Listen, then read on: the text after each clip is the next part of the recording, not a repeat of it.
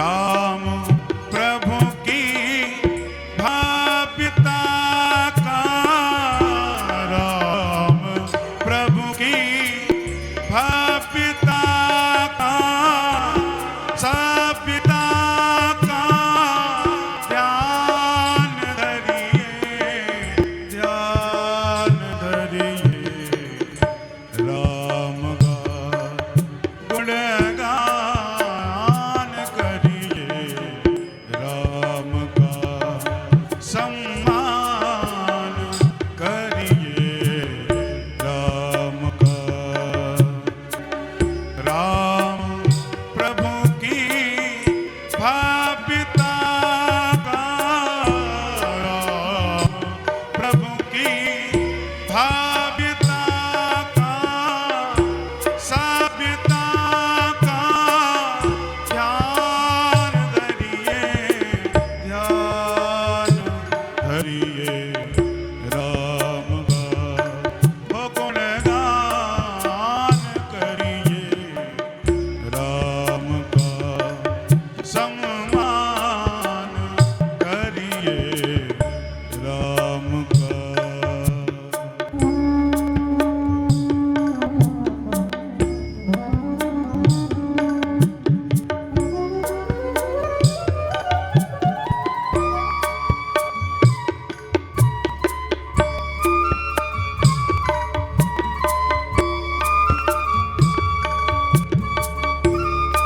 संकटले वेणु करितुंगणं सर्वांगे हरिचन्दनं सुनीतं कण्ठे च मुक्तावली गोपस्ति परिवेशितो विजते श्रीगोपालचूडामणिम्।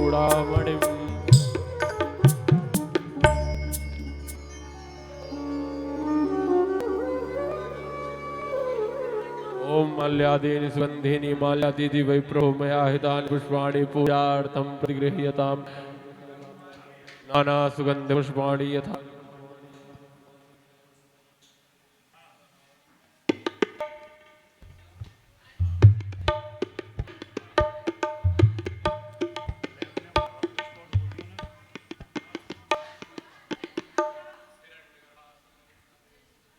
अपना हॉटस्पॉट दे दो।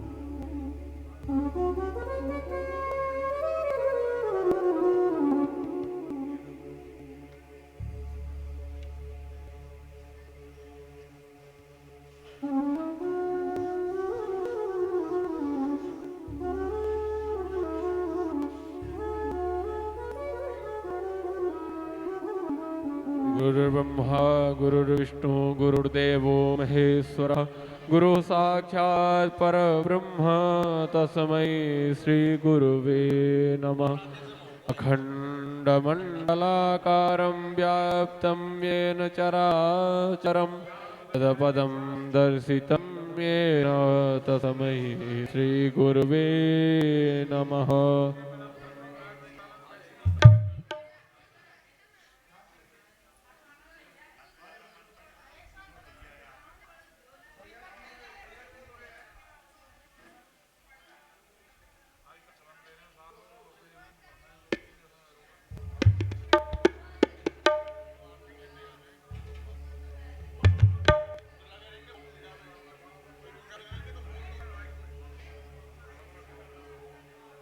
हरिः ओं चन्द्रमा मनसो जातश्चक्षुः सूर्यो अजायत श्रोत्राद् वायुश्च प्राणश्च मुखादग्निरजायत। श्री भागवत भगवान की है आरती, पापियों को पाप से है तारती। भागवत भगवान की है आरती, पापियों को पाप से है तारती। ये अमर ग्रंथ, ये मुक्ति पंथ, ये पंचम वेद निराला, नव ज्योत जगाने वाला। ये अमर ग्रंथ, ये मुक्ति पंथ, ये पंचम वेद निराला, नव ज्योति जगाने वाला। हरि नाम यही, हरि ध्यान यही, हरि नाम यही, हरि नाम यही, हो हरि नाम यही, हरि ध्यान यही। हरि नाम यही, हरि ध्यान यही। जग के मंगल की आरती, पापियों को पाप से है तारती। श्री भागवत भगवान की है आरती, पापियों को पाप से है तारती। ये शांति गीत पावन मुनि, पापों को मिटाने वाला, हरि दर्श कराने वाला। ये शांति गीत पावन पुनीत, पापों को मिटाने वाला, हरि तरस कराने वाला। ये सुख करनी, ये दुख हरनी, ये सुख करनी, ये दुख हरनी। श्रीमद्सूदन की आरती, पापियों को पाप से है तारती। श्री भागवत भगवान की है आरती, पापियों को पाप से है तारती। ये मधुर बोल मग पंथ खोल, सदमार्ग बताने वाला, बिगड़ी को बनाने वाला।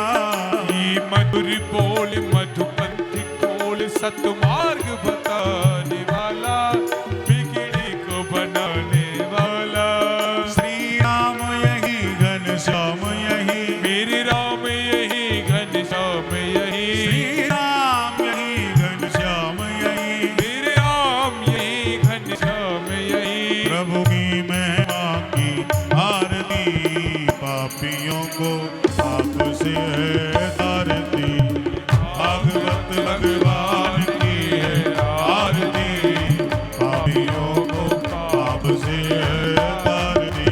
कर्पूर गौरम करुणावतारम, संसार सारम भुजगेन्द्रहार, सदा वसंतम हृदयारविंद, भवं भवानी सहितं नमामि। त्वमेव माता च पिता त्वमेव, त्वमेव वरदो च सखा त्वमेव, त्वमेव वेद्या द्रविणं त्वमेव, त्वमेव सर्वं मम देव देव, त्वमेव सर्वं मम देव देव, त्वमेव सर्वं मम देव देव। ॐ पात्मधेसितं तोयं भ्रामितं केशवोपरि, अङ्गलगनं मनुष्याणां सर्वं पापं व्यपोहते। आरार्तिकं ग्रहणं करौ संशोध्यः, मन्त्रपुष्पाञ्जलिः हस्ते पुष्पाण्यदाय।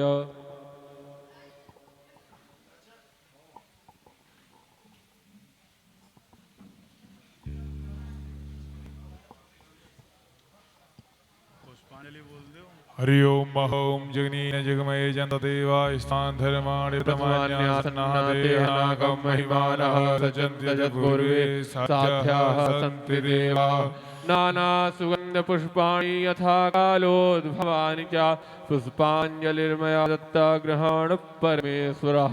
सुमनसुगन्धित सुमनलय सुमन सुबुद्धिविचार, पुष्पांजलि अर्पण करो नाथ करो स्वीकार।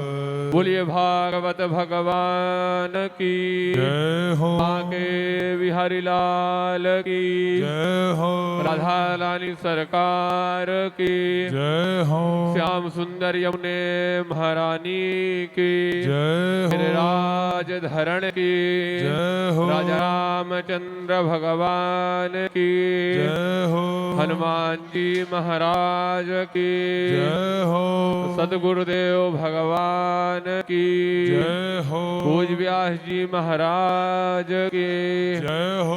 जय जय श्री राधे श्याम।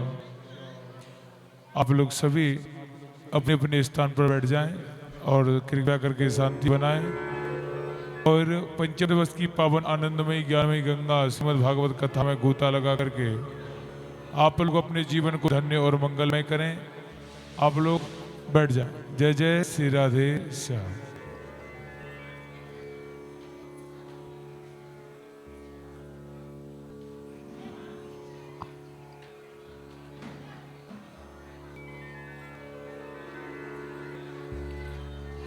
सभी अपना अपना स्थान ग्रहण करें, बैठ जाएं अपने अपने स्थान पर। बैठ कर आज की कथा श्रवण करेंगे। शांति बनाएं सभी।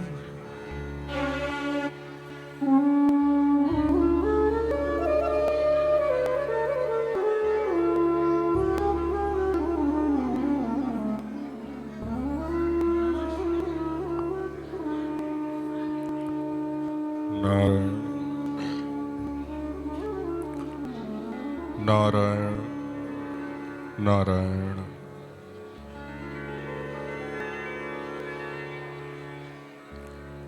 नारायणं नमस्कृत्य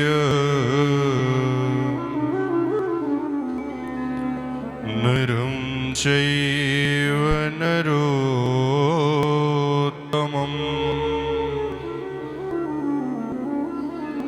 देवीं सरस्वतीं व्यासं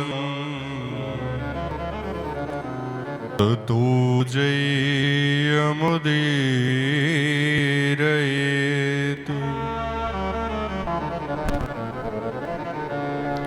नमो विश्वस्वरूपाय विश्वस्थित्यन्तहेतवे विश्वेश्वराय विश्वाय गोविन्दाय नमो नमः। गवां हि तीर्थे वसति गंगा पुष्टेस्तथा तद्रजसि प्रवृद्धा लक्ष्मी करिष्ये प्रणतौ च धर्मा तासां प्रणामा सततं च कुर्यात्। गुरुर्ब्रह्मा गुरुर्विष्णु गुरुर्देवो महेश्वरा गुरुर्साक्षात् परं ब्रह्म तस्मै श्री गुरुवे नमः। अखण्डमण्डलाकारं व्याप्तं येन चराचरं तत्पदं दर्शितं येन तस्मै श्री गुरुवे नमः।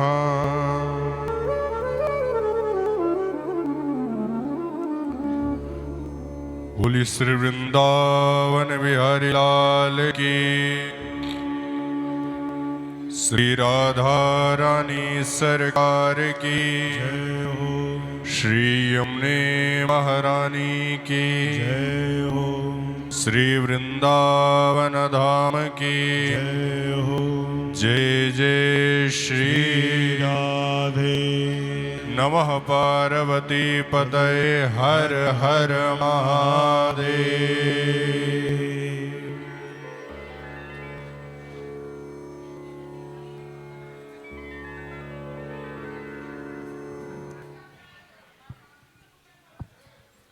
नारायण नारायण नारायण।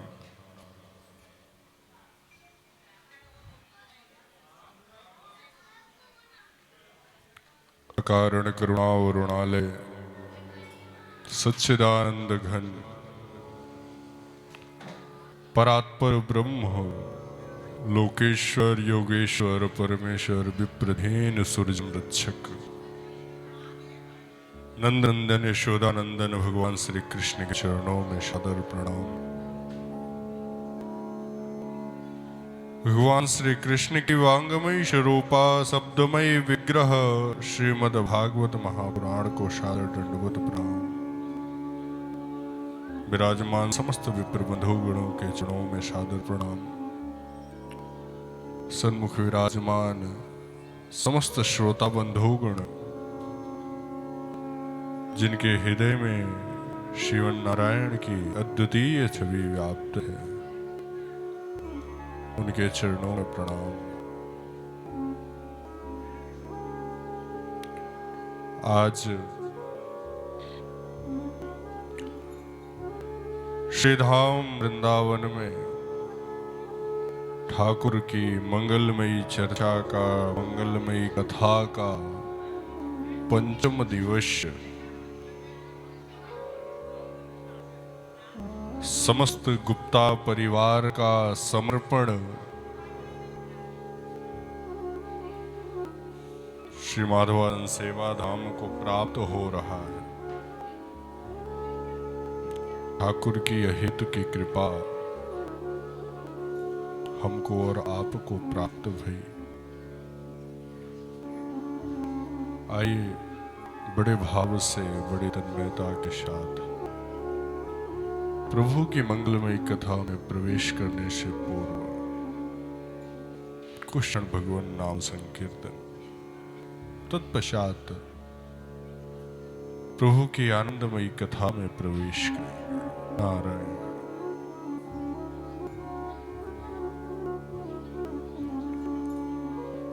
हे गोपाल राधे कृष्ण गोविंद गोविंद, हे गोपाल राधे कृष्ण गोविंद गोविंद, हे गोपाल राधे कृष्ण गोविंद गोविंद, हे गोपाल राधे कृष्ण गोविंद गोविंद, कृष्ण गोविंद गोविंद राधे गोविंद गोविंद, कृष्ण गोविंद गोविंद राधे गोविंद गोविंद, राधे गोविंद गोविंद माधव गोविंद गोविंद, राधे गोविंद गोविंद माधव गोविंद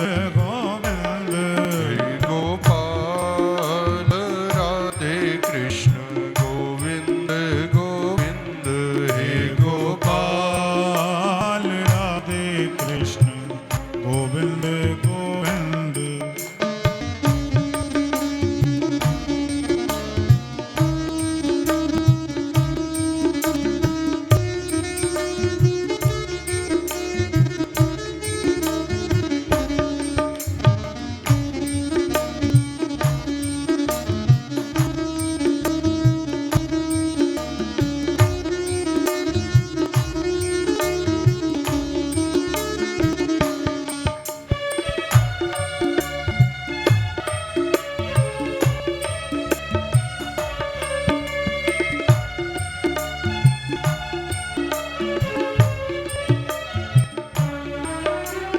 राधे गोविंद गोविंद माधव गोविंद गोविंद, राधे गोविंद गोविंद माधव गोविंद गोविंद, राधे गोविंद गोविंद श्यामा गोविंद गोविंद, राधे गोविंद गोविंद श्यामा गोविंद गोविंद, प्यारे गोविंद गोविंद दुलारे गोविंद गोविंद, प्यारे प्यारे गोविंद गोविंद दुलारे गोविंद गोविंद, गोपाल राधे कृष्ण गोविंद गोविंद,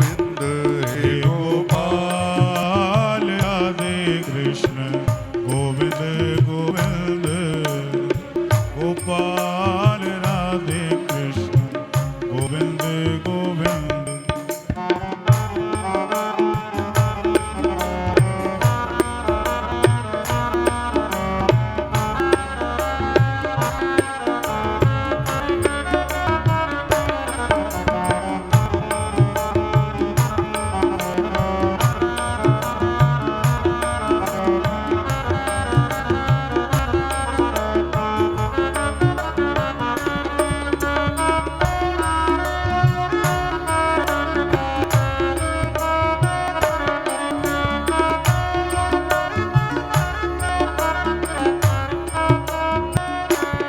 गंगे गोविंद गोविंद यमुने गोविंद गोविंद। गंगे गोविंद गोविंद यमुने गोविंद गोविंद। राधे गोविंद गोविंद श्याम गोविंद गोविंद। राधे गोविंद गोविंद श्यामा गोविंद गोविंद। हमारे गोविंद गोविंद तुम्हारे गोविंद गोविंद। हमारे गोविंद गोविंद तुम्हारे गोविंद गोविंद। प्यारे गोविंद गोविंद हमारे गोविंद गोविंद। प्यारे प्यारे गोविंद गोविंद प्यारे गोविंद गोविंद। गोपाल राधे कृष्ण गोविंद गोविंद।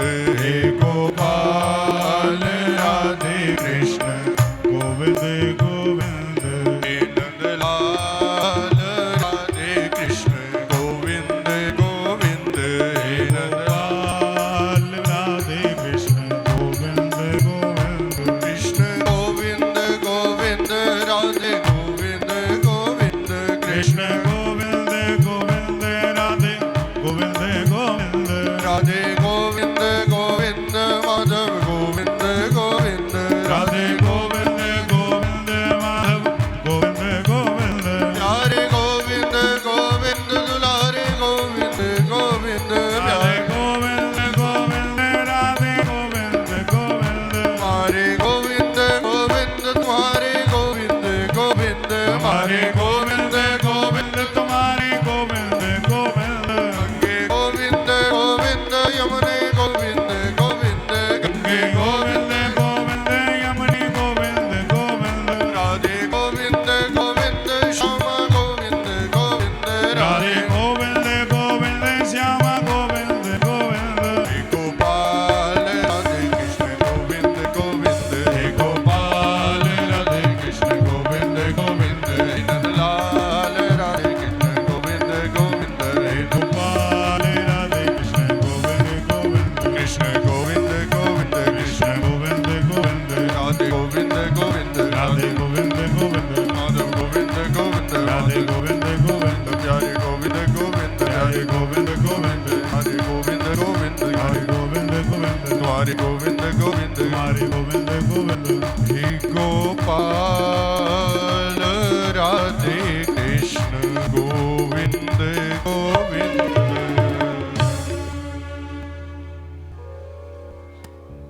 नारायण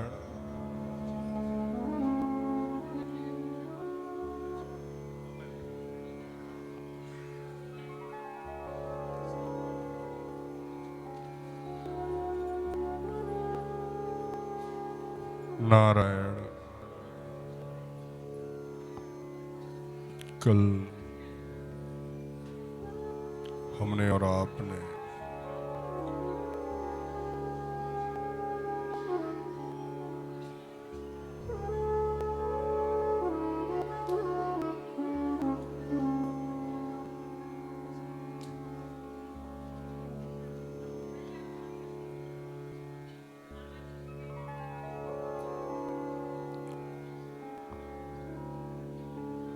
कल हमने और आपने सुंदर बड़े भाव से ठाकुर के जन्मोत्सव में आनंद लिया। वासुदेव गृहे साक्षात भगवान पुरुषा प्रहा। आज वासुदेव जी के घर में साक्षात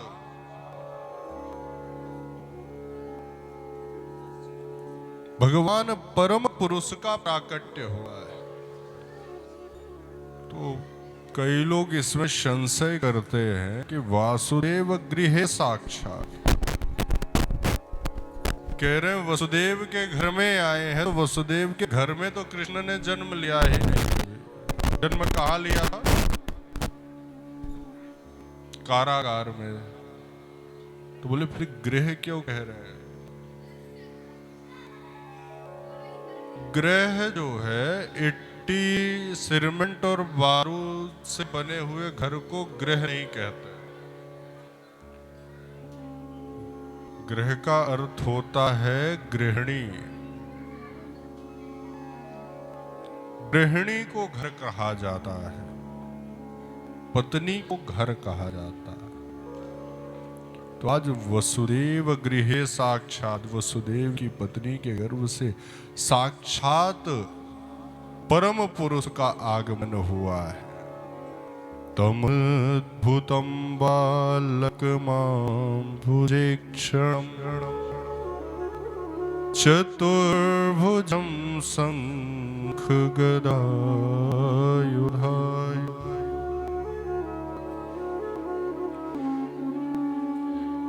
आज अद्भुत बालक का प्राकट्य हुआ है, और जो ही वसुदेव जी ने देखा उस बालक को मोहित ही हो गए। ठाकुर जी ने स्पष्ट तौर पर कह दिया कि बाबा चिंता ना कर, कभी मैं तेरे ही गर्भ से, जब तूने अदिति और कश्यप का रूप धारण किया था, तब मैं वामन के रूप में तेरे गर्भ से प्रकट हुआ था। तूने खूब तपस्या करी थी, मैंने वरदान दिया था, तो आज फिर से तेरे गर्भ से मैं जन्म ले रहा हूं। ठाकुर जी ने आदेश किया है कि मुझे लेकर के चलो गोकुल में, नंद बाबा के घर में छोड़ देना।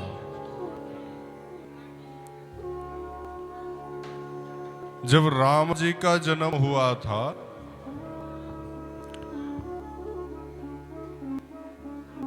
तो राम जी के जन्म होते ही राम जी जोर जोर से रोने लगे थे, और ज्यों ही रोने लगे तो सखियां बधाई ले लेकर के दौड़ने लगी थी महल की ओर।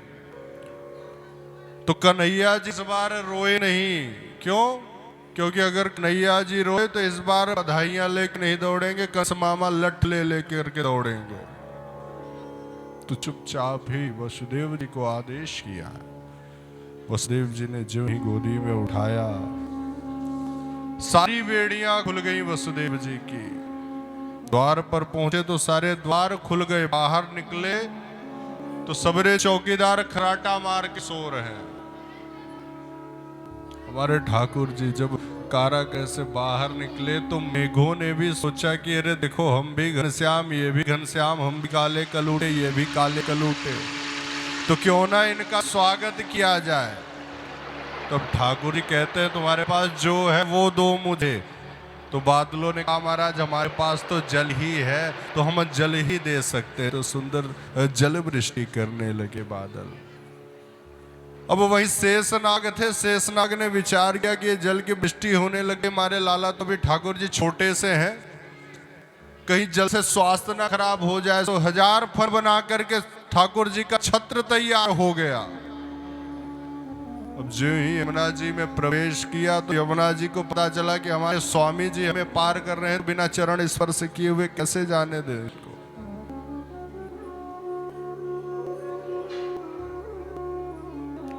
यमुना जी बढ़वे लग गई। जैसी गर्दन तक पहुंची तो ठाकुर जी ने अपनी टांगे नीचे कर ली कि अगर ज्यादा ऊपर यमुना जी गई तो पिताजी तो गए। चरण स्पर्श करके यमुना जी फिर नीचे हुई है, घुटनों तक आ गई है। वसुदेव जी नंद भवन में पहुंचे। योग माया के द्वारा नंद भवन में भी सब सो रहे हैं।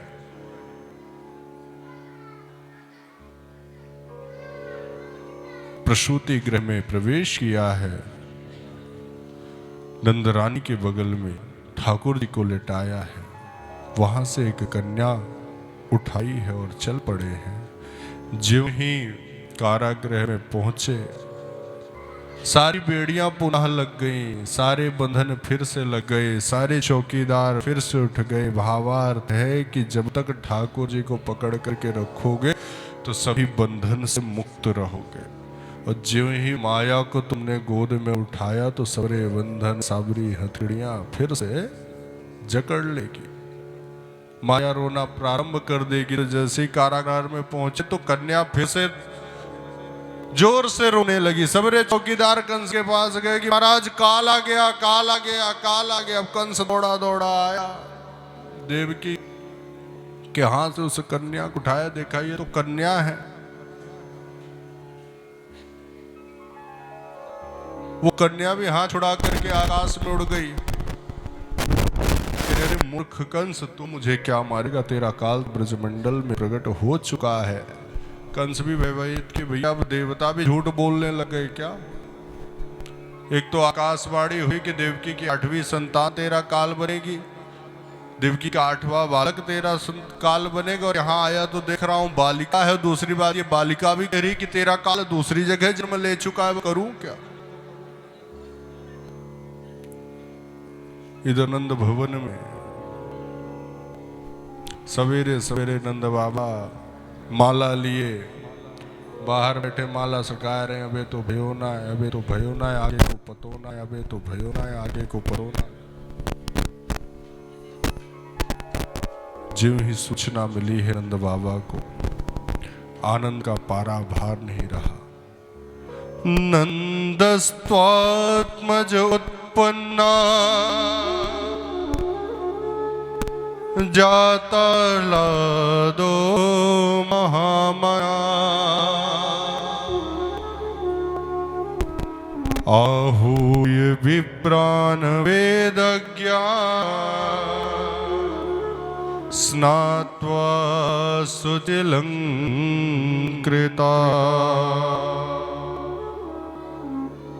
आज नंद का आत्मज उत्पन्न हुआ है। धत्ते धैर्यम तयोधुष्मान।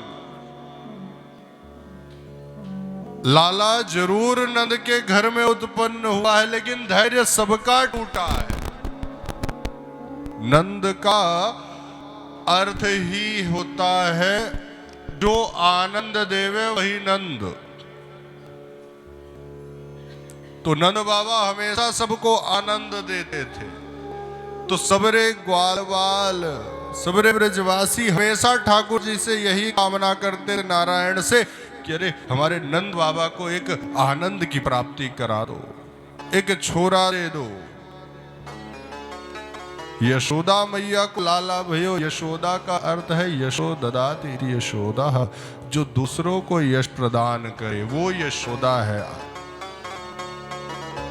जगत में करना क्या चाहिए लोगों को कि दूसरों को यश दो और अपने पास अपयश रखो। लेकिन जीव करता क्या है? अपने पास यश रखता है और दूसरों को अपयश देता है। यशो ददाति यशोदा, जो यश प्रदान करे वही यशोदा है। नंद बाबा ने जीवन भर सबको आनंद प्रदान करवाया है। तो आज उनके घर में जब आनंद का प्राकट्य हुआ है तो केवल यशोदा और नंद बाबा ही प्रसन्न नहीं हुए, सबरे ब्रजवासी प्रसन्न हुए हैं। सब लेकर के बधाई नंद भवन की ओर पहुंच रहे हैं। खूब उत्सव मनाया जा रहा है।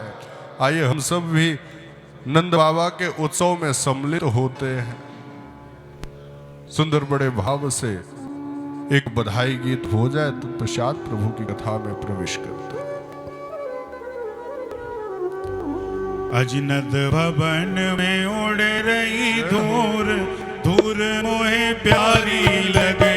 नंद भवन में उड़ रही धूर, धूर मोहे प्यारी लगे। ओ नंद भवन में उड़ रही धूर, धूर मोहे प्यारी लगे।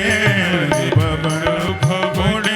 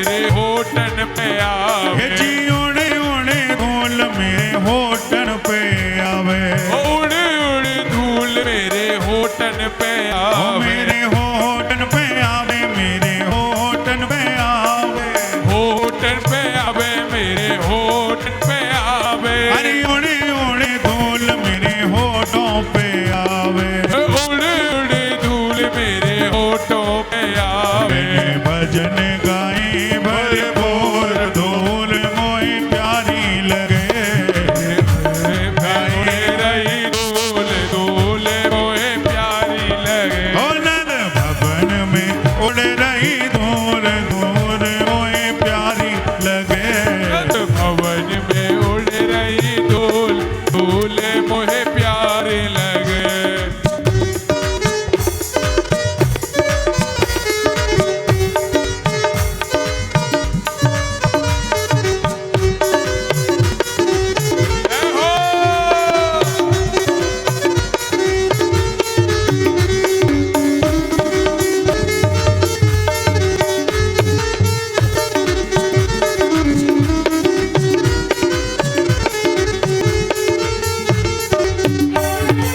उड़े उड़े धूल मेरे हाथों पे आवे, उड़ उड़ धूल मेरे हाथों पे आवे, जी उड़े उड़े धूल मेरे हाथन पे आवे, उड़ उड़ धूल मेरे हाथन पे आवे, हाथन पे आवे मेरे हाथों पे आवे, हाथों पे आवे, मेरे हाथों पे आवे, अजी उड़े उड़े धूल मेरे हाथों पे आवे, उड़ उड़ धूल मेरे हाथों पे आवे।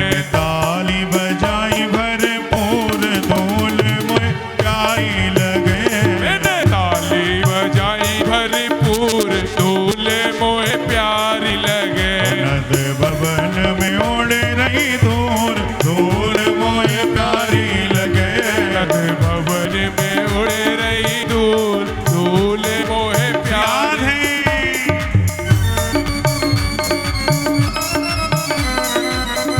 हो नंद बाबा की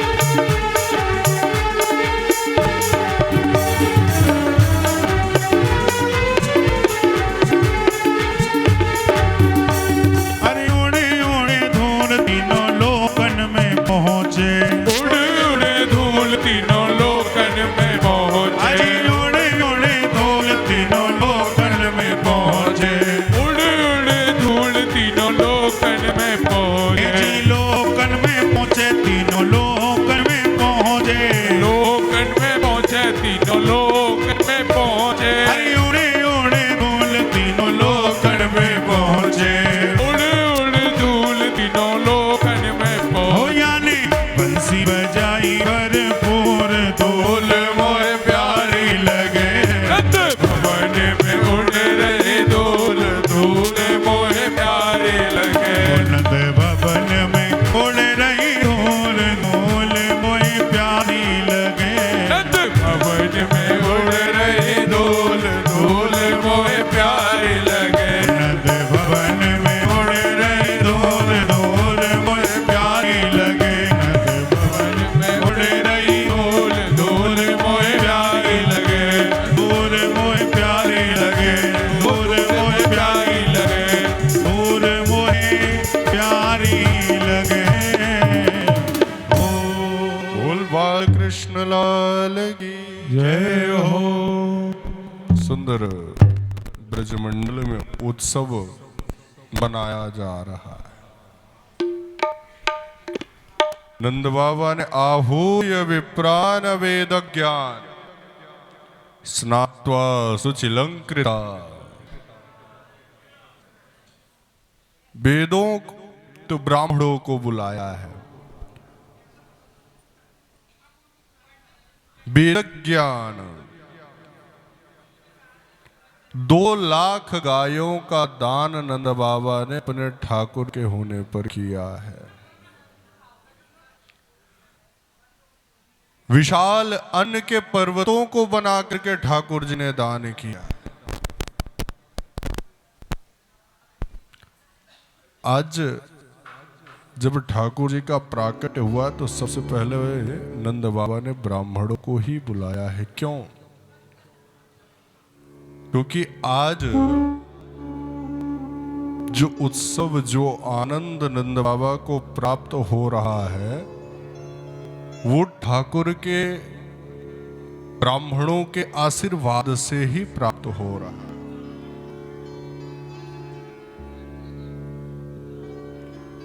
ये ब्राह्मणों का ही आशीर्वाद है जो 90 वर्ष की उम्र में नंद बाबा के घर में आनंद का प्राकट्य हुआ है। बोले एक बार नंद बाबा वैसे तो सवेरे हमेशा ब्रह्म मुहूर्त में जाकर के यमुना स्नान करते थे। एक बार नंद बाबा को उठने में निक देरी हो गई। अब ज्यों उठ करके महल के बाहर निकले सो ही सूर्य ब्राह्मण अपने काम में लगे थे। कोई ठाकुर जी का स्नान करा रहा था, कोई चंदन घिस रहा था, कोई संध्या कर रहा था। नंद बाबा ने विचार किया कि अगर सबको जाकर के एक एक करके प्रणाम करूंगा तो फिर तो खूब समय लग जाएगा। तो एक काम करता हूं, दूर से ही सभी ब्राह्मणों को मैं प्रणाम कर लेता हूं। दूर से कार्य सभी ब्राह्मण सबको दंडवत प्रणाम। और सारे ब्राह्मणों के मुख से केवल एक ही आशीर्वाद निकला था, पुत्रवान भव। नंद बाबा कहते हैं क्यों भैया सवेरे सवेरे बाम का घोला छान के आई क्या? कि नशे में हो रखे हो पूरे? यहां 90 वर्ष की उम्र है, आशीर्वाद दे रहे हो पुत्रवान भव। ब्राह्मण कहते देख नंद बाबा, रोज जो हम आशीर्वाद देते थे तो अपनी वाणी से देते थे, विचार करके देते थे, लेकिन आज जो आशीर्वाद निकला है ये हृदय से स्वयं उत्पन्न हुआ है, स्वयं प्रकट हुआ है। और निश्चित तौर पर अगर ब्राह्मणों के मुख से निकला है तो तुझे पुत्र होगा। नंद बाबा कहते तो करूं क्या? बोले गोपाल के कराचक। बोले उसमें क्या होता है? बोले सर्वरे ब्राह्मणन को बुला, जो कुछ जानता है उसको भी बुला, जो कुछ नहीं जानता है उसको भी बुला। और करना क्या? बोले बस चकाचक माल छना ब्राह्मणों को। भैया चकाचक मेवा वाली खीर पवा, माल पुआ खवा, पूरा यज्ञ पूरा हो जाना। सत्य बात है। आप अगर सोचो कि हम घर में कोई अनुष्ठान कर रहे हैं तो उसमें बुला करके जो ब्राह्मण कर्म कर रहा है उसी से हमें फल प्राप्त होगा, कि जो हवन करवा रहा है उससे फल प्राप्त होगा, कि जो पुष्प चढ़वा रहा है उससे फल प्राप्त होगा, तो उससे कुछ नहीं मिल रहा है। अगर फल प्राप्त होगा तो वो केवल ब्राह्मण की प्रसन्नता से होगा। इसलिए जीवन में हमेशा एक वस्तु का विशेष ध्यान रखना कि सब कुछ हो जाए लेकिन कभी भी आपके घर से, आपके द्वार से कभी कोई ब्राह्मण निराश होकर के ना निकले। कल हम सब ने राजा रहुगण की कथा को श्रवण किया था। रहुगण कहता है नाहम विसंके सुरराज वज्रात्रयच्छ शूलस्य अमस्य दंडात्। प्रभु सुरराज देवताओं के राजा इंद्र के वज्र से नहीं डरता हूं मैं, उस शिव के त्रिशूल से नहीं डरता हूं, यम के पास से नहीं डरता हूं। डरता तो केवल एक वस्तु से हूं कि मेरे द्वारा कभी किसी ब्राह्मण का अपमान ना हो जाए। और भागवत के नवम स्कंद में तो स्पष्ट तौर पर ठाकुर जी ने स्वयं कहा है, नारायण यदा देवेषु वेदेषु विप्रेषु गोसु साधुषु धर्मे मयि च विद्वेषा सवा आसु विनश्यति। जो देवता से वेद से, विप्रेसु विप्र से अर्थात ब्राह्मण से, गोसु गौ से और धर्म धर्म से विद्वेष रखता है उसका सब आसु विनश्यति, उसका विनाश होना निश्चित है। इसलिए हमेशा प्रयास करना कि जीवन में कुछ भी पाप हो जाए लेकिन कभी आपके द्वारा कोई ब्राह्मण दुखी ना हो। जिस दिन आपसे ब्राह्मण दुखी हो गया ना, समझ लेना कि वो हमारा निचला हिस्सा चालू हो गया। तो नंद बाबा से कह रहे कि अरे जो कुछ जानता है, जो वेदक ज्ञान है, उनको भी बुलाओ, और जो कुछ नहीं जानता केवल ब्राह्मण है उनको भी बुलाओ और चकाचक मालपुआ छनाओ, बस उसी से ठाकुर जी सब कुछ दे देंगे। और ब्राह्मण भगवान के पाने के केवल 2 मुख शास्त्रों में बताए गए। पहला तो ब्राह्मणो समुखमासी, तो दूसरा तस्माद् अग्निरजायत। एक तो ब्राह्मण के मुख में पवा दो, वो साक्षात नारायण के उदर में जाता है। और दूसरा अग्नि में आहुति डालने से वो साक्षात नारायण को प्राप्त होता है। एक जयपुर नरेश थे, तो उन्होंने बड़ा सुंदर यज्ञ किया, नारायण सिद्धि। तो उसमें सवेरे ब्राह्मण उन्होंने बुला रखे थे। अब ब्राह्मणों का काम क्या था कि सवेरे सवेरे उठ के चकाचक जो है खीर बनानी है और फिर अभिजीत मुहूर्त में उसकी आहुतियां देनी। अब ब्राह्मण बेचारे आए, सवेरे सवेरे उठे, कोई ब्राह्मण चावल धोवे, तो कोई दूध निकाले, तो कोई बढ़िया मेवा मिठान छाने। अब दोपहर तक बड़ी मशक्कत के साथ बढ़िया सुहागन खीर बनाई। खीर भी 2 प्रकार की होती है, एक विधवा खीर होती है, एक सुहागन खीर होती है। विधवा खीर होती है, दूध डाल दिए, चावल डाल दिए, चीनी डाल के उबाल दिए, बन गई खीर।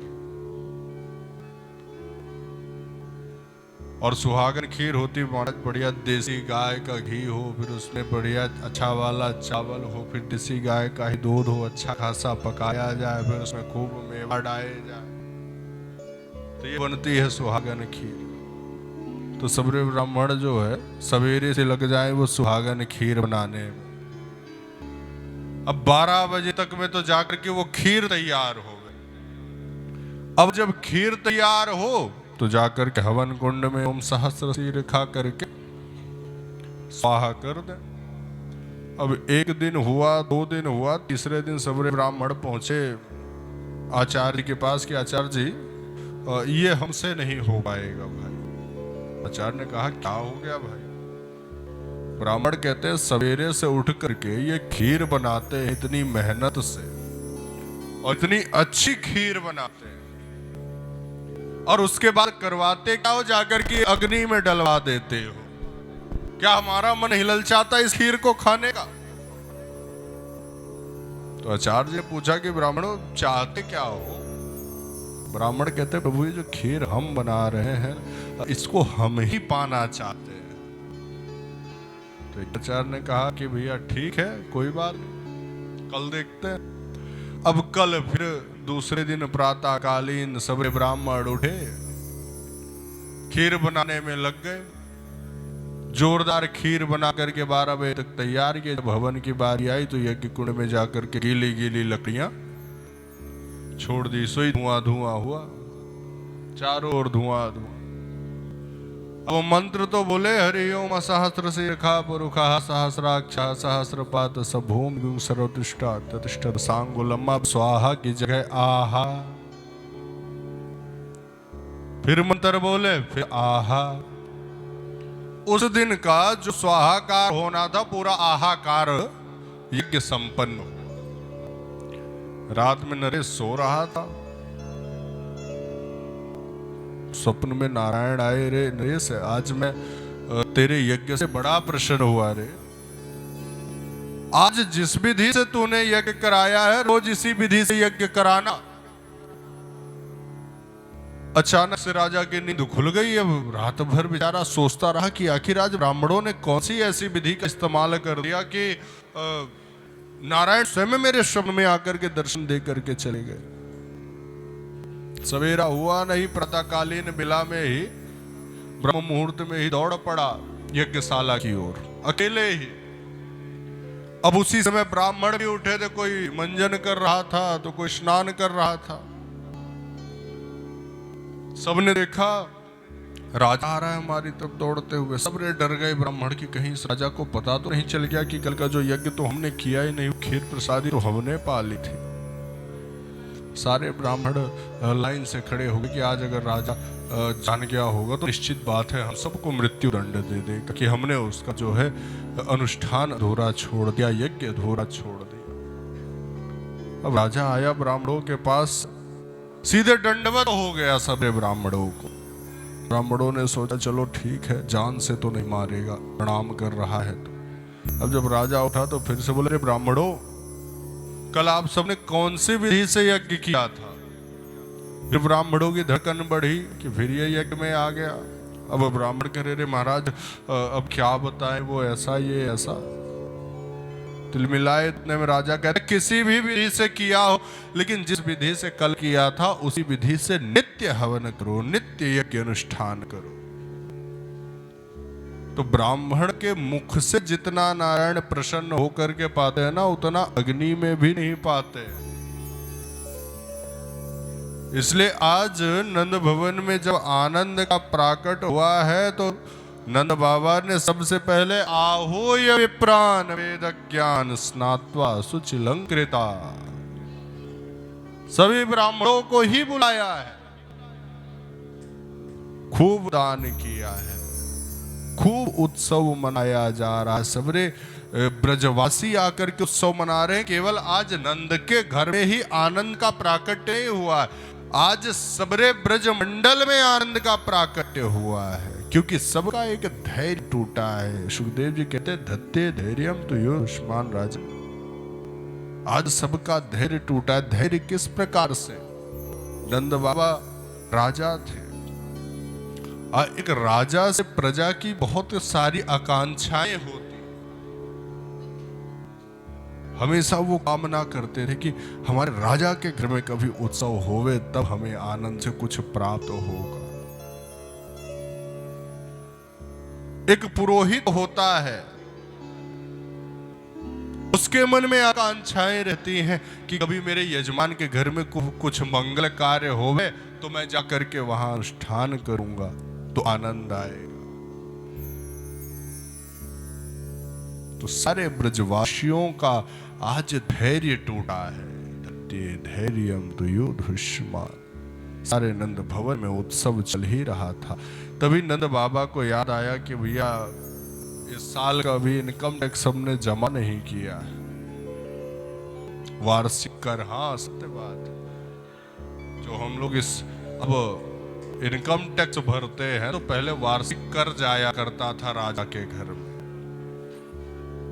तो नंद बाबा के मन में याद आया कि भैया इस बार का तो हमने वार्षिक कर कंस को दिया नहीं है, और ये कंस इतना उत्पाती है कि कब आकर के उत्पात मचा दे इसका कुछ पता नहीं, तो चलो पहले इसी से निपट आवे। अब सारा इकट्ठा किया एक बैलगाड़ी में। गोपाल गोकुल रक्षायाम निरूप्य मथुराम गता। सारे ग्वाल वालों को सचेत कर दिया है कि मैं जा रहा हूं मथुरा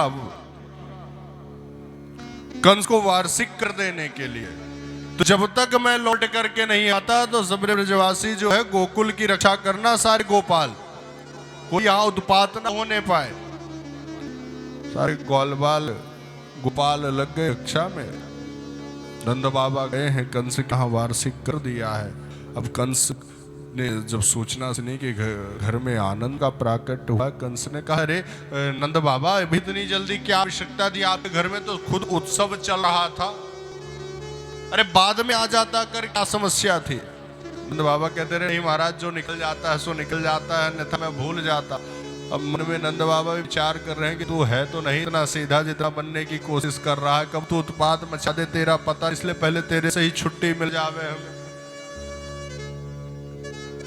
कर देकर के जब लौटने लगे तो अपने मित्र वसुदेव का स्मरण आया है। जब आया हूं तो वसुदेव से भी मिल लेता हूं। इस दुष्ट कंस ने वसुदेव की 7 संतानों को मार दिया है। वसुदेव जी के पास गए, अरे मित्र वसुदेव, अहुते देवकी पुत्रा कंसे न वह वो हता। ये दुष्ट कंस ने देवकी के पुत्रों की हत्या कर दी। सुन करके बड़ा दुख हुआ इस हृदय को, लेकिन मित्र तू चिंता मत कर, अब जो नारायण ने लिख रखा है वो तो होना ही है, होनी को कौन टाल सकता है। ये एक मित्र है कि अपने घर में इतना आनंद छाया हुआ है, और उधर से वसुदेव जी क्या कह रहे हैं कि मित्र तेरे घर में लला का प्राकट्य हुआ है, बड़ा हृदय प्रसन्न हुआ भाई कि इतने वर्षों बाद तुझे ऐसा सुख मिला है, पुत्र सुख प्राप्त हुआ है, बड़ा हृदय प्रसन्न है तेरे इस उत्सव को देख कर, तेरे इस आनंद को देख करके। ये एक मित्रता है कि मित्र के दुख में दुखी हो रहा है और दूसरा मित्र अपने दुख को याद नहीं कर रहा, मित्र की प्रसन्नता में प्रसन्न हो रहा है। नंद बाबा के घर में खूब आनंद का पारावार नहीं रहा, लेकिन फिर भी वसुदेव जी के समक्ष जाकर के अपने आनंद को प्रकट नहीं करे कि अरे मित्र मेरे बालक को हुआ है, खूब आनंद है, खूब उत्सव चल रहा है। वहां जाकर के अपने आनंद को नहीं प्रकट किया, अपने मित्र के दुख में दुखी हुए कि अरे मित्र बड़ा कष्ट है, किस दुष्ट कंस ने तेरे पुत्रों को मार दिया, ये तो दैत्य है। और उधर वसुदेव जी अपने दुख को नहीं प्रकट कर रहे, अरे मित्र क्या बताऊं, इस दानव ने मेरे संतान खत्म कर दी, मेरे पुत्रों को मार दिया। वो अपने मित्र के सुख में प्रसन्न हो रहे हैं कि बड़ा हृदय प्रसन्न। ये एक मित्रता का परिचय है कि एक मित्र का धर्म क्या होता है। गोसाई जी ने तो इसका कितना सुंदर वर्णन किया रामचरितमानस है। जीना मित्र दुख हो ही दुखारी, जीना मित्र दुख हो ही दुखारी, जीना मित्र दुख हो ही दुखारी, जीना मित्र दुख हो ही दुखारी, तिनहि बिलोकत पातक भारी, तिनहि बिलोकत पातक भारी, तिनहि बिलोकत पातक भारी, तिनहि बिलोकत पातक भारी। जे न मित्र दुख हो ही दुखारी, जो अपने मित्र के दुख में दुखी नहीं होता है, तिनहि बिलोकत पातक भारी, भारी पातक से गुजरना पड़ता है उसको। इसलिए हमेशा मित्र के दुख में दुखी होना चाहिए, अपनी प्रसन्नता जाहिर नहीं करनी। बोले दुखी भी कैसे होना चाहिए, गोसाई जी बताते निज दुख गिरि सम रज कर माना, निज दुख गिरि सम रज कर जाना, निज दुख गिरि सम रज कर जाना, निज दुख गिरि सम रज कर जाना, मित्रक दुख रज मेरो समाना, मित्रक दुख रज मेरो समाना, मित्रक दुख रज मेरो समाना, मित्रक दुख रज मेरो समाना। दुखी कैसे होना है? निज दुख गिरि सम। अगर अपना दुख पर्वत के समान भी है तो मित्र के सामने उसको धूली के समान प्रकट करना है कि अरे मित्र मेरे पास कहां दुख है, ये तो धूली भर का दुख है मेरे पास। लेकिन अगर मित्र का दुख धूली के समान भी है तो उसको पर्वत के समान समझ करके उसका समाधान करना चाहिए। ये मित्रता का धर्म है। तो आज वसुदेव जी अपने दुख को प्रकट नहीं करेंगे, अरे मित्र मुझे कितना बड़ा कष्ट है। अभी कष्ट तो अपार है कि जिसकी 6 संतान मार दी हो, 7 भी हुई हो, वो आकाश मंडल में उड़ गई हो तो उसके साथ कैसा व्यतीत हो। दुख तो अपार छाया हुआ, लेकिन अपने दुख को प्रकट नहीं कर रहे हैं कि अरे मित्र बड़ा कष्ट है, बड़ा दुख है। और आज आनंद बाबा के यहाँ कितना आनंद उत्सव नहीं होगा, ये विचार करो। जहां 90 वर्ष की उम्र में पुत्र का सुख प्राप्त हो रहा, कितना उत्सव नहीं चल रहा होगा, कितना आनंद प्रकट नहीं हुआ होगा। लेकिन अपने आनंद को नहीं दिखा रहे हैं कि मैं बड़ा प्रसन्न हूं, मुझे बड़ा सुख है। मित्र के दुख में दुखी हो रहे ये मित्र है। वसुदेव जी मन में विचार करते हैं कि मैं तो अपना लाला इसके घर में सुरक्षित छोड़ करके आया कि यहाँ दैत्यों से दूर इसके घर में सुरक्षित रहेगा, और ये खुद यहाँ भाग रहा, मेरे लाला की वहां कौन रक्षा करेगा। वसुदेव जी कहते रहे मित्र मैंने ज्योति से देख लिया है तेरे गोकुल में निश्चित बात है कोई कष्ट आने वाला है। और आजकल ये दुष्ट कंस जो है ये भी बहुत दैत्यों को भेज रहा है कि हाल में जिन्होंने बच्चों ने जन्म लिया है उनको मार दिया जाए। तो मुझे बड़ी चिंता हो रही है। तो एक काम कर, तू जल्दी से जल्दी गोकुल जाकर के अपने गोकुल वासियों की, अपने लाला की रक्षा कर। अब जो ही सुना कि गोकुल में कष्ट आने वाला है, नंद बाबा की धड़कन बढ़ गई कि तो 90 वर्ष में लाला भैया, ऊपर से फिर कष्ट आने वाला। चल पड़े गोकुल के। और इधर से कंसेन प्रहितो घोरा पूतना बाल घातिनी। कंस ने पूतना को भेजा है कि हाल ही में जितने बच्चे पैदा हुए हो सबको मार दो।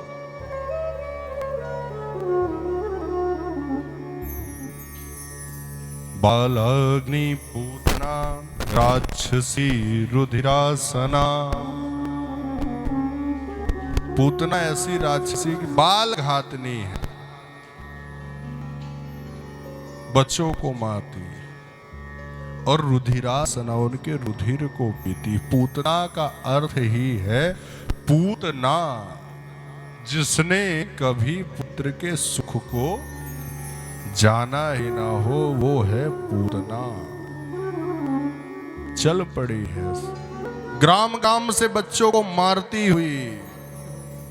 जैसे गोकुल के समीप पहुंची है तो उत्सव चल ही रहा है। नंद घर आनंद भयो जय कन्हैया लाल की।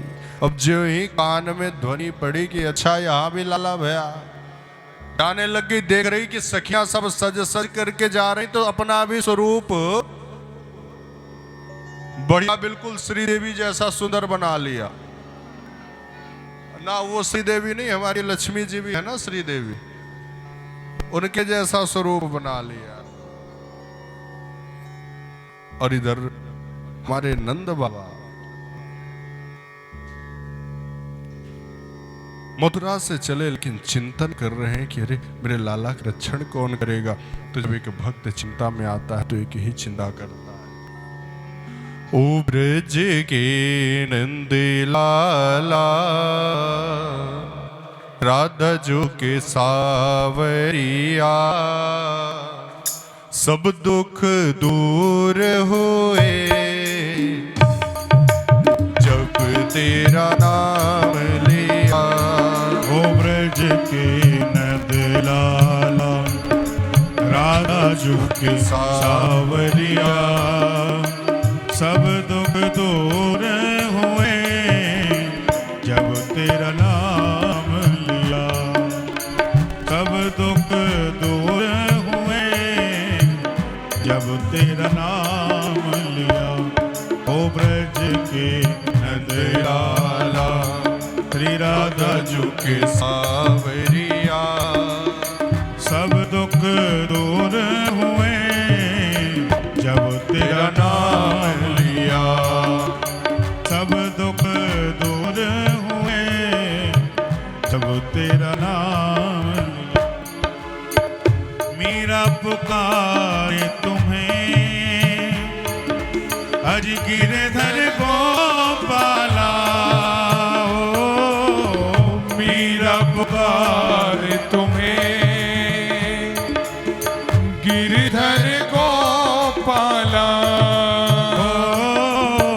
बन गया अमृत में अजीब इसका भरा प्याला हो बन गया पल भर में विष का भरा प्याला इसका भरा प्याला कौन मिटाई उसे जिसे तूने थाम लिया सब दुख दूर हुए जब तेरा नाम लिया ओ सब दुख दूर हुए जब तेरा नाम लिया बैज के नंदलाला राधा जुगे सावरिया सब दुख दूर हुए जब तेरा नाम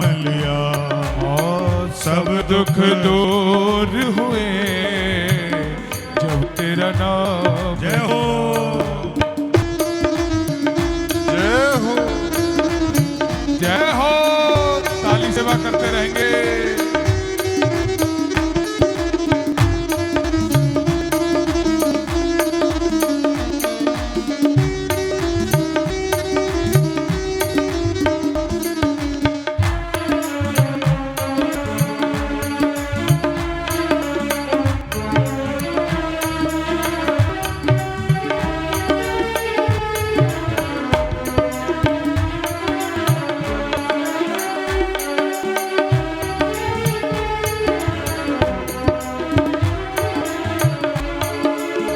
जब तेरे गोकुल पे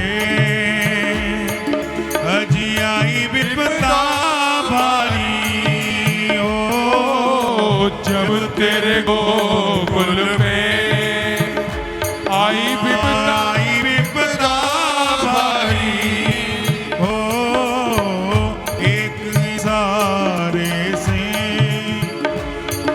अजी सारी विपदा तारी हो एक इशारे से हाँ सारी विपदा तारी सारी विपदा तारी सारी विपदा तारी उठ गया गोवर्धन जिसे तूने उठा लिया उठ गया गोवर्धन जिसे तूने उठा लिया सब दुख दूर हुए जब तेरा नाम लिया सब दुख दूर हुए जब तेरा नाम लिया ओ ब्रज के नंदलाला जय हो राजू के सावरिया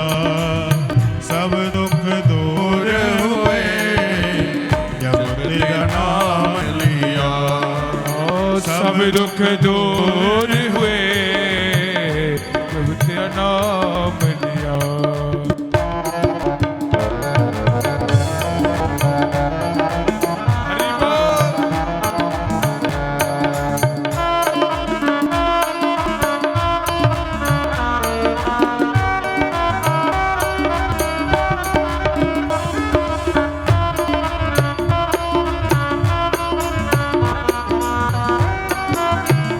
बोल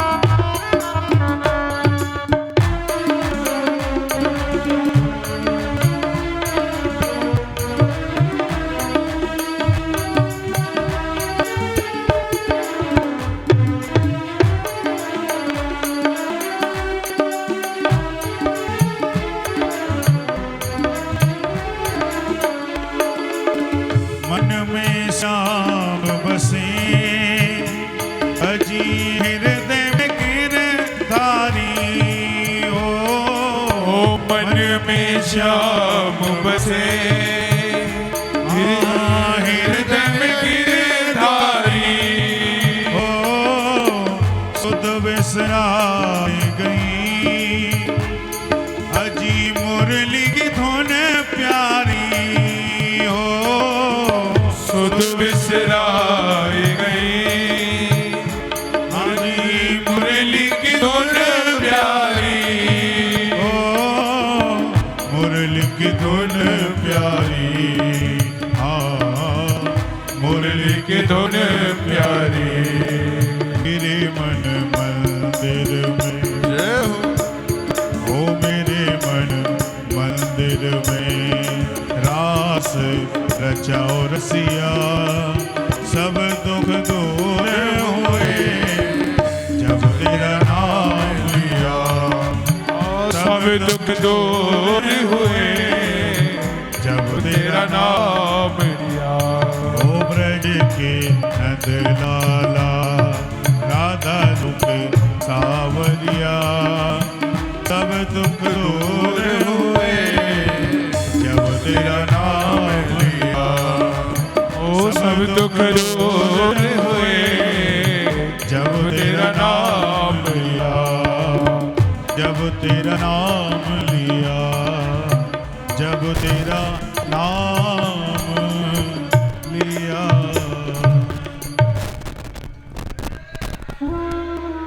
नंद बाबा सुंदर नारायण का स्मरण करते हुए गोकुल की ओर बढ़े हैं। उधर गोकुल में पूतना पहले ही पहुंच चुकी है। और ज्यों ही देखा सबे श्रृंगार करके जा रहे हैं तो पूतना ने भी अपना सुंदर दिव्य श्रृंगार कर लिया। और श्रृंगार भी ऐसा वैसा नहीं, दिव्य श्रृंगार कि जहां से चले तो सबरे ब्रजवासी झांकवे लगे कि अरे कौन अप्सरा उतर आई है। गुजरे तो ब्रजवासी कह रहे देख देख इसके केस कितने बड़े बड़े हैं। दूसरा कह रहे कैसी बात कर रहा है, सूरमा देख कितना सुंदर लगाया है। तीसरा कह रहे देख चाल कितनी प्यारी है इसकी। श्रृंगार करके पहुंची है नंद भवन में। जो ही देखा मैया यशोदा द्वार पर ही खड़ी, सबरे जाकर के मैया यशोदा को बधाई दे रही थी। तो ये भी पहुंचे, अरे बहन खूब बधाई या उम्र में थोड़ा का प्राकट। जैसे ही सुना मैंने मेरा तो हृदय प्रफुल्लित हो गया, मुझसे रहा नहीं कि मैं दौड़ी चली आई तुझे बधाई देने के लिए। अब मैया यशोदा नीचे से ऊपर तक निहारे कि भैया कौन सी बहन प्रकट हो गई मेरी नई, इसे तो जानती नहीं, मैं कभी मिली भी नहीं, लेकिन अब कुछ कह भी नहीं रही।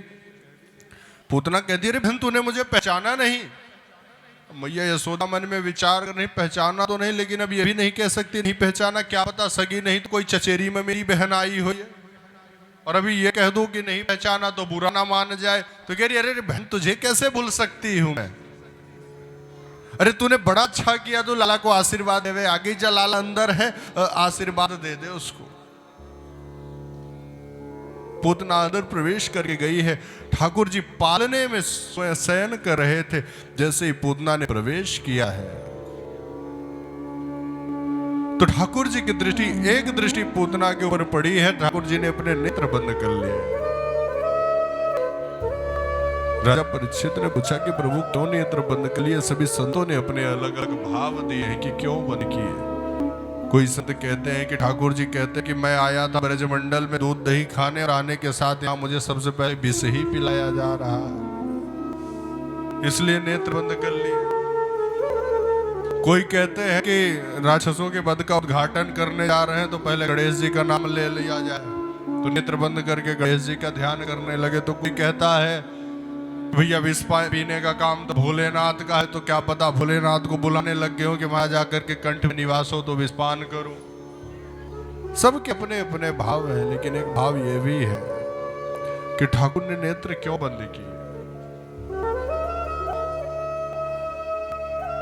ठाकुर कहना चाह रहा है अरे तुझे मैंने जैसा बना करके भेजा है जगत में, तू वैसा बन करके आना मेरे पास। तुझे राक्षसी बना करके मैंने भेजा है तो तू अपना स्वरूप बदल करके क्यों आ रही। तू राक्षसी बन करके आ मेरे पास, खूब दीदार होगा। लेकिन तू स्वरूप बदल करके आई। आज हम और आप क्या करते हैं? ठाकुर जी ने हमें इस संसार में भेजा तो कैसे भेजा, विचार करो एक बार। जब हम इस जगत में आए थे तो हम कैसे थे? न हमारे पास लोभ था, न हमारे पास क्रोध थी, न हमारे पास ईर्षा था, न हमारे पास द्वेष था, न हमारे पास कपट था, न हमारे पास छल था, न इतनी माया थी जिसमें इतना हम पड़े हुए। क्या ये सारी वस्तुएं थी हमारे पास? कुछ भी नहीं था, ना ये पद था। और आज जब हम ठाकुर जी से मिलने जाते हैं मंदिर में, तो हम ये सारे पद अपने संग में लेकर के जाते हैं। जब मंदिर में प्रवेश करते हैं तो अरे भैया मैं डीएम हूं, मैं कलेक्टर हूं, मैं व्यास हूं, मेरे पास इतनी माया है, मेरे पास इतनी संपत्ति है। हम मंदिर में भी जाते हैं तो क्या खोजते हैं कि वीआईपी दर्शन हो जावे, खोजते हैं ना। हमारे पास तो बहुत आते कि महाराज जी कुछ जुगाड़ है क्या, भीड़ बहुत है। हमने कहा है जुगाड़, वे कैसे? हमके बस यहीं से स्मरण कर लो, हो गया दर्शन। दर्शन का अर्थ तो यही है ना कि ठाकुर की छवि मन में आ जावे, हो गया दर्शन। तो हम आप तो दर्शन के लिए भी वीआईपी खोजते हैं कि महाराज जी कोई अंदर से रास्ता हो तो चले जाए और पास पहुंच जाए और बढ़िया से देख ले। और जाकर के करते क्या, एक तो पहले पद अपने सारे लेकर के, मन में ईर्ष्या भी भरी हुई है उसको भी ले रखा, क्रोध भी भरा हुआ है उसको भी ले रखा, दूसरे से द्वेष है वो भी ले रखा, मान भी अंदर भरा हुआ है। और सबसे पहले तो ठाकुर जी ये ईर्षा द्वेष कपट तो एक बार झेल भी जाते हैं, लेकिन जिसके अंदर मान भरा होता है ना उसका तो तुरंत त्याग कर देते हैं। और जगत में ये छुड़ाना, मान बढ़ाई ईर्षा दुर्लभ तजनाई, इनका त्याग करना बड़ा दुर्लभ है। हम मंदिर में जाते हैं तो इनको भी साथ लेकर के जाते हैं, वहां भी हम कमियां खोज बैठते हैं, मंदिर में भी। अन्य जगह की तो बात छोड़ दो, आश्रमों की तो छोड़ दो व्यवस्था। अरे महाराज सुरक्षा व्यवस्था बड़ी गड़बड़ है, कुछ विधान बनाना चाहिए इनको। अरे गोसाइयों की बात करने का तरीका नहीं है, वहां के गोसाई ढंग से बिहेव नहीं करते हैं, भीड़ गंदगी बहुत है रोडों में। हम ये सारी चीजें इकट्ठा कर रहे हैं संसार में। ठाकुर के पास जाओ तो मन खाली करके, ठाकुर के ने जब भेजा था यहाँ तो हम बिल्कुल खाली थे, हमारे अंदर कुछ भी नहीं था, ना द्वेष था किसी के लिए, ना कपट था किसी के लिए, ना छल था, ना मान था, ना सम्मान था। ना हम किसी से मान सम्मान लेना चाहते थे, ना हम किसी को देना जानते थे। क्रोध क्या होता है हमें पता भी नहीं था, दूसरे से जलन ईर्षा क्या होती हमें बिल्कुल ज्ञान नहीं था। वो तो सब आकर के हमने यहां इकट्ठा किया, ठाकुर ने ये दे करके नहीं भेजा था। तो मंदिर जब जाओ तो इन सारी चीजों को एक बार द्वार पर रख करके जाओ, प्रमाण के साथ कह रहा हूं। आज ही जाना जब न मंदिर तो एक बार द्वार पर सब कुछ निकाल करके भर देना, और जब ठाकुर जी के समक्ष जाना तो हाथ जोड़ करके वो लिस्ट मत पढ़ने लगना, महाराज ये काम है जाए, महाराज वो काम हो जाए। आरती तो खूब बड़ी बड़ी गा लेता है व्यक्ति, नहीं चाहिए धन और दौलत, ना चांदी ना सोना, अब चाहिए क्या? वही चाहिए। वो ना मिले तो कहे भगवान की कृपा ही नहीं हुई हमारे ऊपर, हम कृपा से वंचित हैं। और जाकर के बड़ी जोर जोर से ये वाली लाइन और जोर से गाएंगे, नहीं चाहिए धन और दौलत, ना चांदी ना सोना। कितने बड़े भक्त हैं बताओ, कितने बड़े वैरागी हैं। और ठाकुर के मंदिर में जाएंगे तो सबसे पहले महाराज ये काम हो जाए, महाराज वो काम हो जाए, और व्यवस्था बना देते। कहते वो ये काम हो जाएगा तो महाराज सोने का हार चढ़ाएंगे, ये काम हो जाएगा तो 25 किलो लड्डू चढ़ाएंगे। ठाकुर तुम्हारे 25 किलो लड्डू का भूखा मर रहा है, उसके घर में भूखमरी चल रही है, तो 25 किलो लड्डू के लालच में जो है तुम्हारा काम करेगा। एक सोने के हार के लिए वो तुम्हारा काम करेगा। तो हम जाकर के लिस्ट पढ़ने लगते हैं। तो अब जब दर्शन करने जाओ ना, तो पहले तो द्वार पर सोच लो कि सारे मान, ईर्ष्या, द्वेष, कपट, सम्मान सबको द्वार पर छोड़ रहा हूं। और जब मंदिर में जाओ तो हाथ जोड़ लो, नेत्र बंद मत करो। हमने कई लोगों को दर्शन करते देखा है कि मंदिर में जाते हैं तो नेत्र बंद। तो उस समय करते क्या हो जब नेत्र बंद कर लेते हो? पर्ची पढ़ते हुए